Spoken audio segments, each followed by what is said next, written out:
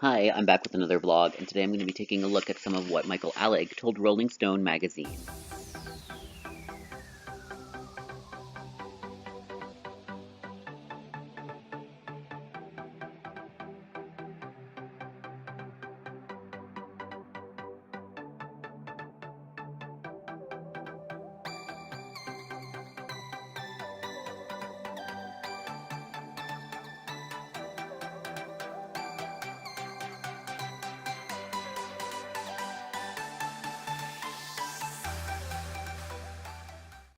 There are still many who still feel that jail is exactly the place Michael Alig should be today, a fact he is reminded of frequently.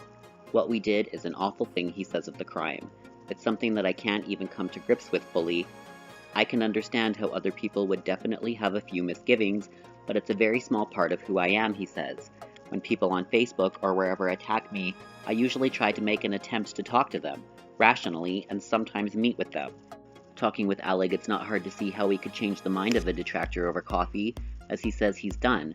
There's something charming, if not beguiling, about him, but does he understand why some would find his return to this lifestyle alarming?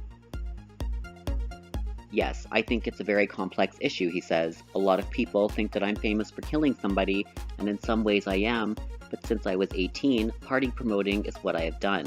I've never really had any other kind of job. He shrugs and shakes his head. I don't even know what else I would do. But still, a nightclub isn't a great environment for a recovering addict to be spending his time. Do drugs play a role in Alig's nights at the Rumpus Room? I mean, I'm not an angel. He cuts himself short, seeming to realize the irony of this statement. He says how a sign of intelligence is being able to understand two opposing ideas at the same time.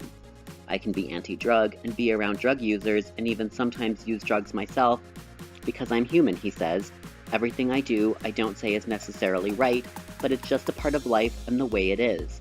It doesn't mean I'm happy about it, but I'm also not ashamed about it, he says. While the conversation turns again towards his heyday, Michael drags a large cardboard box out from some corner of a crowded living room and begins rummaging through it.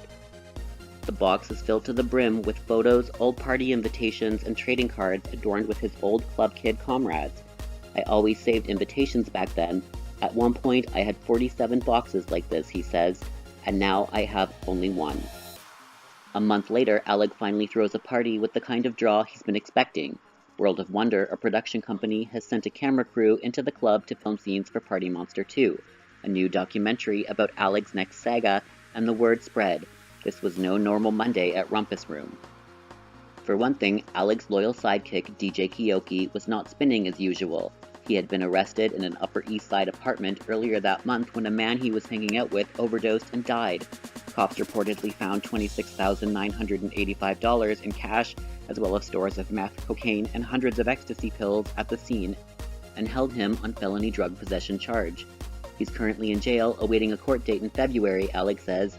He's working to have him released on bail. While Kiyoki couldn't make it, former club kid James St. James, one of Alig's earliest friends and the author of the memoir Disco Bloodbath, a fabulous but true tale of murder in Clubland, did. James flew in from Los Angeles to be on the set for the filming of Party Monster 2 tonight. In the feature film, James was played by actor Seth Green. This time the club was nowhere close to being empty, despite the fact that New York was being pounded by a nor'easter. The place was packed and Alig's new crew was dressed to kill. 10-inch platform heels, bird wings, copious amounts of glitter. One man wore a hollowed-out Clorox bleach bottle as a hat and draped an actual toilet seat around his neck. Alig's new clan had been galvanized. Finally, here was the chance to star in the closest thing to the movie that had drawn them to him in the first place. A sense of palpable anticipation built as Alig's loyal subjects waited for his arrival.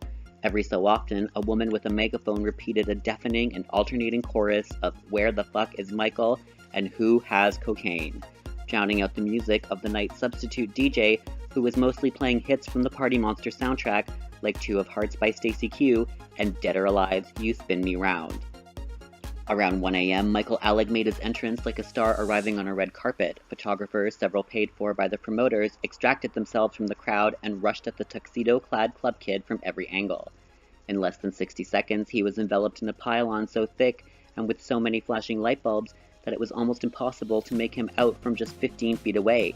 A boom mic rose over the heads of colorful clubgoers and hung just above Alig as he posed with James St. James in front of the paparazzi they had willed into existence. Watching Alig now, surrounded by glitter and glam, he finally looked in his element. In this moment, he appeared to have shed the label of murderer and was able to embrace the club life that had drawn him in so many decades ago.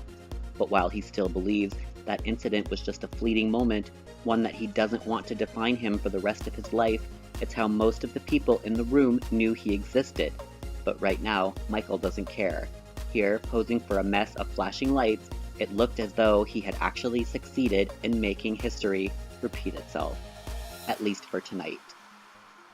So this is just the last part of the Rolling Stone article, which is very, very, very long.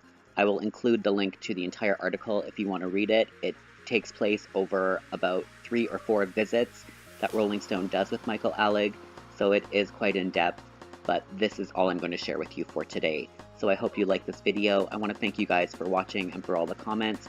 If you haven't yet subscribed, you can do so by clicking the kitty, and I will see you